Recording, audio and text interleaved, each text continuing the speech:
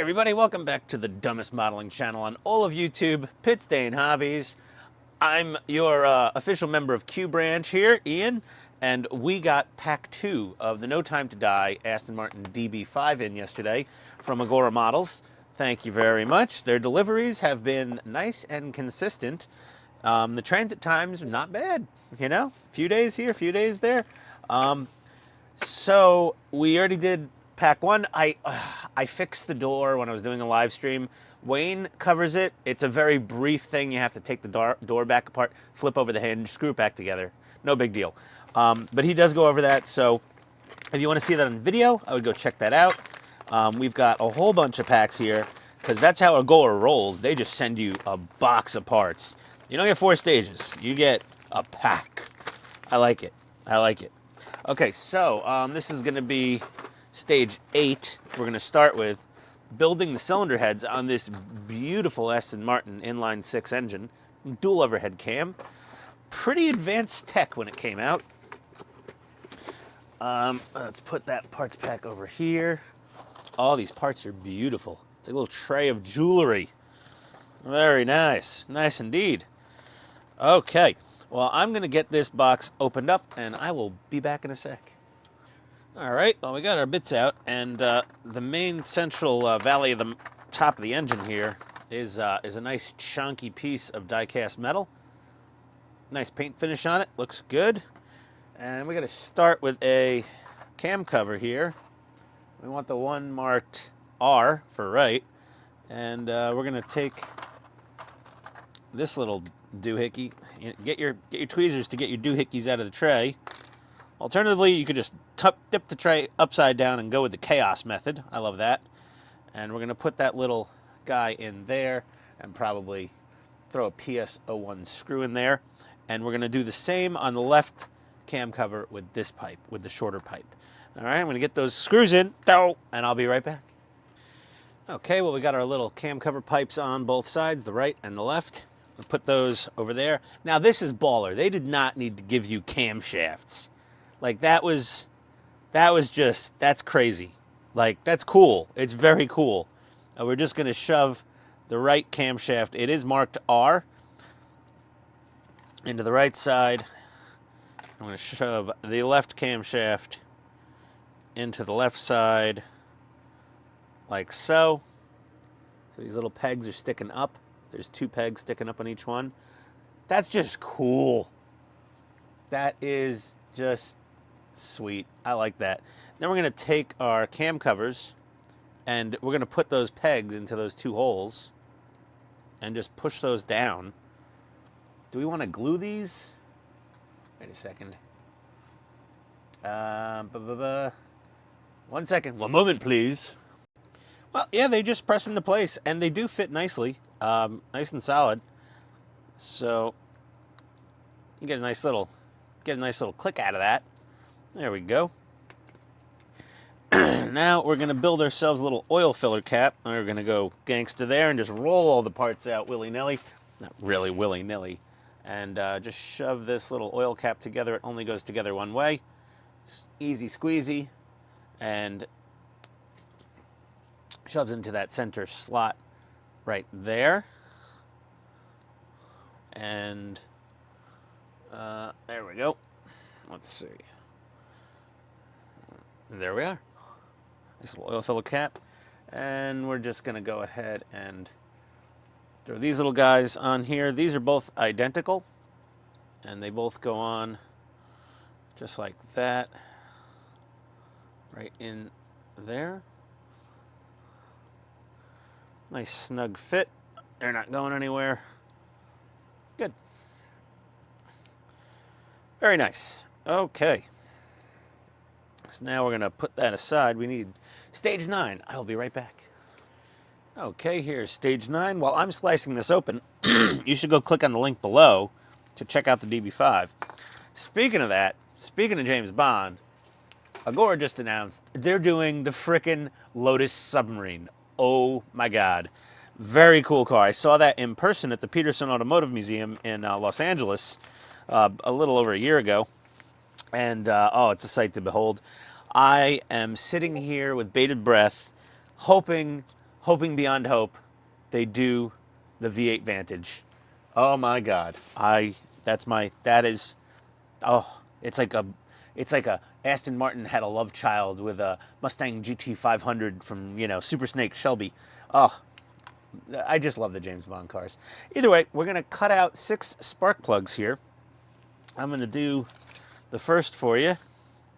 Use a high quality pair of flush cut nippers for the best results. And then these 6 keyed holes, each plug will fit into only one way. And then we have these itty bitty PS21 screws, and we have to put in 6 spark plugs into 6 holes. And I'm gonna get on that. I'll be right back. All right, all 6 of those are screwed in. I found it easier to like pinch it down with the tip of my thumb from either direction to hold it in place instead of trying to push down from the top, because it's a little pokey. Might poke you in the finger a little, be a little uncomfortable. Now we've got this beautifully chromed bit. This is the spark plug wire management system, which is very cool. There's a tiny hole at the front, and there's a D-shaped hole at the back, and with the pins facing down and the flat part of this D-shaped plug from the distributor, we're just going to push it in there. No glue yet, or no glue as of now. So say the instructions, so say we all. Okay, and then we're gonna go and fit her down into the deer. Alarm's going off. We're gonna fit her down into these 2 holes here. And that's just a press fit right there. And do the holes in the tubes line? Let's see. Hole. And that final hole right there. So hole there, hole there, hole there. So you can see it's going to be like that. Let me use a different finger. It's not all chewed up. There. Okay. And then that little end hole is for this spark plug right here. Then we're going to take this little feller and shove her into the hole with all the little wiry bits facing up.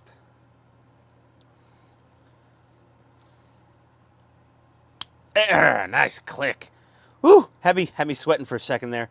Okay, nice. So we got those in, and then we're gonna get our little spark plugs installed. Now we have a bunch of little wires here. One of them is not like the other. Yeah, so if we take all these out, oh, they're tiny. Let's see here. And we line them up. We got one that is slightly longer than the others.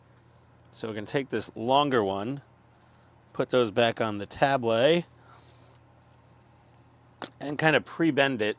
This is a really, really nice feature. The fact that these wires are pre-bent, and we could use something like the round handle of a screwdriver and bend them over that. And I think it's gonna be like almost a hook kind of bend. You can play with this a little bit. And we're gonna shove it into the first spark plug hole. Well, we're gonna shove it into the distributor first, into this little side hole, and into that first spark plug, and no glue. See, just like that. They look so good. They hold their shape really well because they're not just floppy bits of, rubber tube that kinks like it's, because otherwise you have to like add your own craft wire inside those plastic tubes to basically make what is this. And let's go ahead and we're gonna get the rest of these cables inserted into their respective holes that I pointed out earlier, and we'll be right back. Okay, so to give you a little added detail on how I'm doing this, I'm taking my standard Viha PH1 screwdriver, and I'm going right over the shaft of the screwdriver and bending, focus, thank you, sir, bending right there. Then we're inserting it into both the hole on the rail and then into the spark plug, and then just pushing it over, basically. So we get it nice and consistent, and it's so easy with these metal doohickeys. It's just so easy. This front one's going to be a little trickier.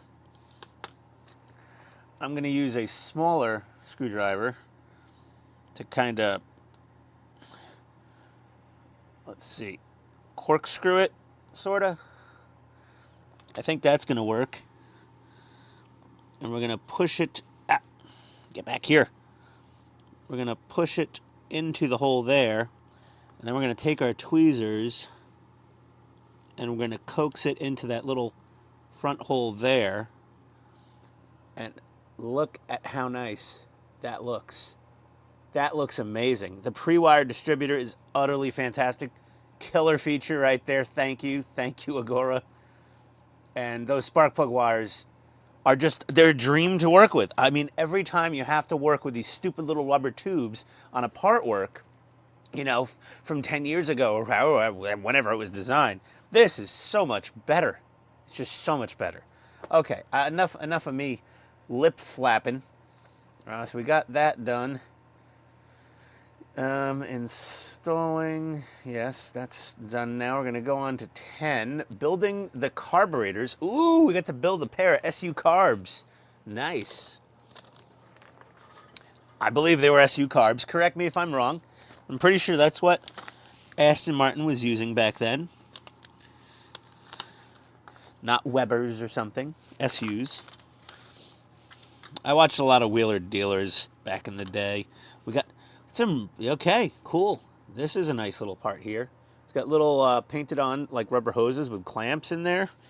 Pretty cool. Building the carbs. The carbs are mostly built for you already, and they look really detailed. They're quite nice. All right, let me dig into these instructions here. All right, I think I take my magnifiers off for just a minute. Things start to hurt my head after a while. That's what you get for getting a LASIK treatment on your eyeballs. They messed up my near vision even more than it was. But my distance vision is great now, so there we go. I don't know. I can't endorse nor say not to do it. Hit or miss, I guess. There we go. We're going to take this little bit. This is very delicate, little intricate piece here. And we've got to wrap this thing over here. So we're going to take this tube with that bracket right there, and we're going to take this, put this right, come on, we're just going to shove that in that little hole right there, if she'll have me. Yeah. There might be a tiny bit of paint or flash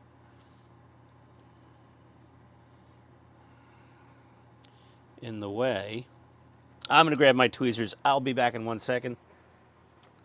Alrighty, so yeah, I had to put these stupid things on again. I just can't see the whole holes that well. Once you get it in the hole, you're gonna rotate it down all the way, so it's like that.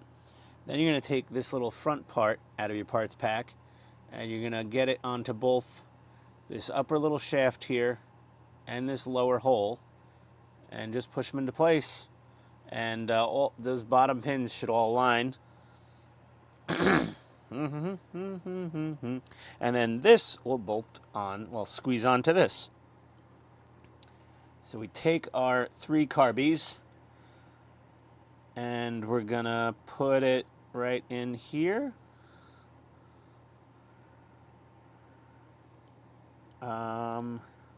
Yes.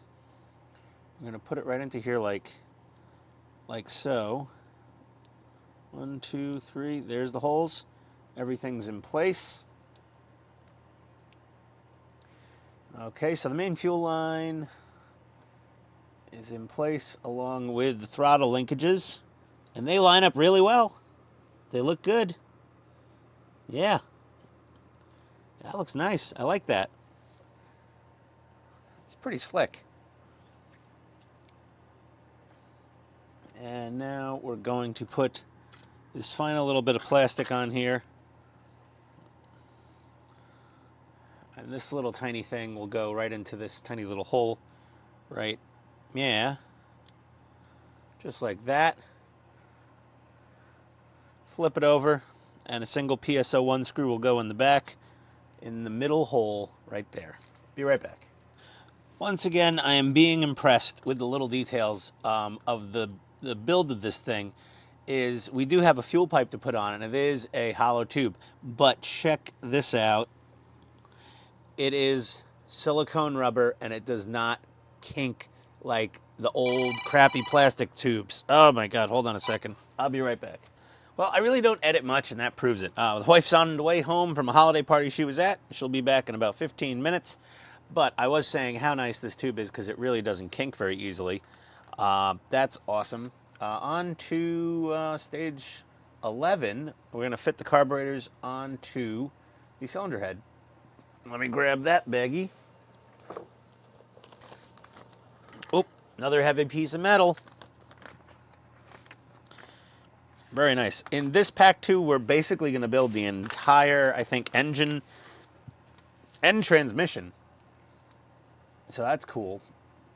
Okay, so we're going to take our 3 carbies with the fuel line facing up, and we're just going to plop them right here. And then 3 DSO1 screws, and don't forget to use your 3-in-1 oil for this part, because they are going into metal. So I'll be right back.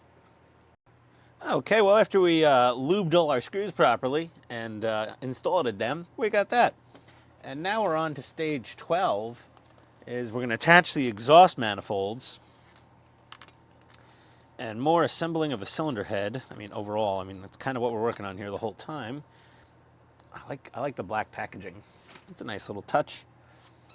And we're gonna we got 12A and 12B. So this is 12A and this is 12B. And that's 12C because that was the next letter in the alphabet. There we go. Got a couple bags of screws here. And so we're gonna go ahead and turn this thing upside down. And we're gonna take 12B, I believe, like that. And 12A like that. That looks about right. And we're going to get those bolted in with PS28 screws. So, okay, so I'm going to get this right here. Then we're going to go inside and 1, 2, and then 3, 4 for the other manifold. 4 PS28s. We'll be back in a sec. All right, manifolds are on. Oh, they've changed color. Well, if you've noticed, they are no longer that creamy white like a ceramic coat. And I'm pretty sure probably the car at the Peterson Museum was a ceramic coat job on the exhaust manifolds when they restored it. So what I did was I primed them real quick with some Mr. Surfacer. I painted them real quick out of the airbrush with some Mr. Hobby Aqueous 76 burnt iron.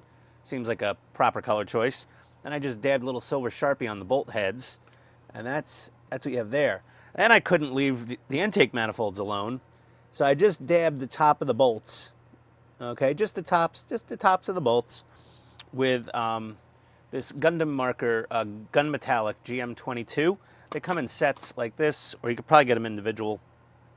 And then I went over to the cylinder heads and I looked at photos, and the bolts, the valve cover bolts are almost always chrome on all examples, but I just did the little 5 bolts at the front again with this little Gun Metallic marker just to add a little bit of contrast. Because this is one model where you're probably going to open the hood a little bit more on it. Like the DeLorean, you can't open the hood at all. And, you know, it's a nice little touch. So very easy to do. You will need an airbrush if you want to use this. Otherwise, I'm sure you could find a rattle can equivalent of that. But yeah, that's looking nice. Okay, I couldn't leave well enough alone. We've got all of our manifolds in. And now we've got to put, let's see here, water pump. Okay. Water pump goes in like that.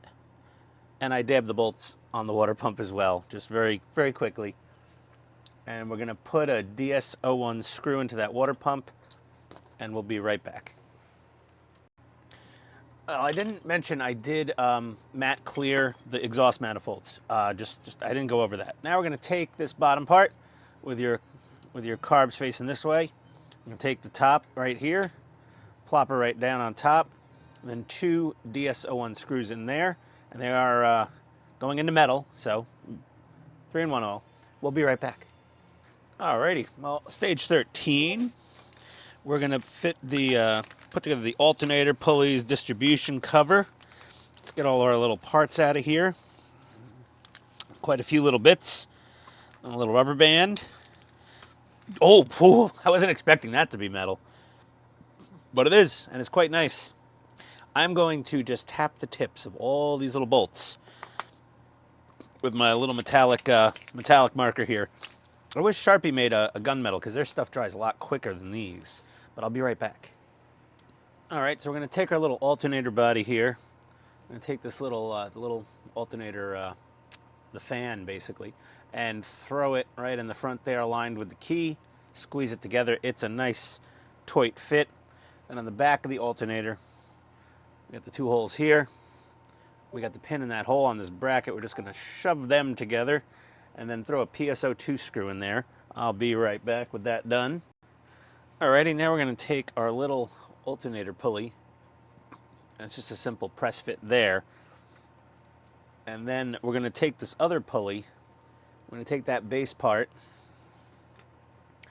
take this other part with its little rib facing out. They key together. We're going to go ahead. I'm going to shove that in to the accessory cover, timing cover, whatever you want to call it. And it's going to go right in this hole. And then a PSO1 screw in the back right there to secure it. So I'm going to get that screwed in. I'll be right back. And you know what? There's probably another thing I got to screw in here. It's probably this little guy. Let me see real quick. That one goes in there. Yes. And then this one will go right there. And that'll be another PSO2 screw, not PSO1. Sorry. I'll get 2 screws in. I will be back. Alrighty, those little pulleys are in. Nice and easy. We're going to flip this feller over, and then on the back side you'll see those 2 posts. We're going to take this bracket just like this, put it on those 2 posts, and screw it down with a couple of DSO1 screws. Now DS in the screw name seems to mean that it goes in the metal, but I'm calling it dip screw because you're going to dip it in your 3-in-1 oil because it's going in the metal. And we're going to get 2 of these in, and I will be back in just a sec. Okay, and we're done with that stage. We have our little alternator and our little front cover, and now we're going to slice open, what does this say? This says cylinder head left side.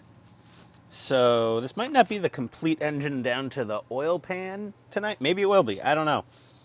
But let's see here. We're going to get this, cut it open. One big honking chunk of metal again. That is nice.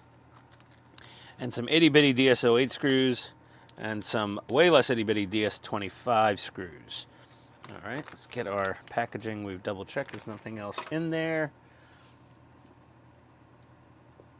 And we're literally just going to take this whole upper part of the engine here and put it right there. And you can see those 3 tabs. We're going to get a DS25 screw, DS25 in each of those holes. DS dip screws because they're going in the metal. And carefuling. I'll be right back. Okay, figured I'd give a little tip. Sorry about that weird noise. Is you start all the screws just a little bit in there ahead of time, just a few turns each, and that way it makes it much easier to just hold everything together and send them fully home. Okay, and then it's nice and simple. There we go, and there we go. Easy peasy. Okay, so I don't think we're going to have the whole complete engine because I'm looking in the box. I see transmission, but I don't see the other side of the engine, nor I guess anything for underneath. So there's probably some of that in pack 3, which I just got pack 2 and I already want pack 3 so bad. If anyone didn't know, I am named after Ian Fleming. Oddly enough, my father was a huge James Bond fan and did not want to name me after my grandfather, Irving. Ooh, God. Thank you, James Bond and Ian Fleming for that one. Saved me an even worse experience in grade school. I'll be right back. All right, well now we're gonna get the front cover on here, and we got these little brackets, and you can see there's a couple little slots right here, and we're just gonna, she'll just slide right in there, nice click into place, and then one more of those DS25 screws in there, and we'll be right back. Alrighty, now I just got to put on the alternator, and it attaches with this itty bitty DS08 screw, and it just sits down right there on a pin, and then the bottom hole gets the screw, and then yes, Ian, then we just take our little belt and hook it around the 3 pulleys. And there we go. I didn't tighten that screw down enough, did I?